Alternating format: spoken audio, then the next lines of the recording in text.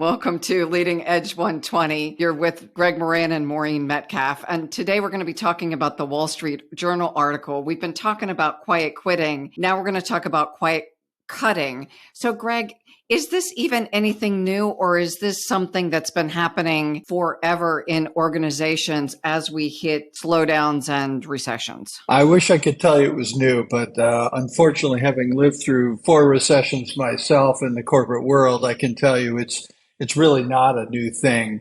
I think it's clever packaging of it by the Wall Street Journal, but the underlying premise of it is, in an economic downturn, sometimes for very valid reasons and sometimes simply as a technique to allow companies to downsize without going through a direct job cutting exercise. They will go through a reorganization process that then creates a scenario where people have to reapply for other jobs inside the company.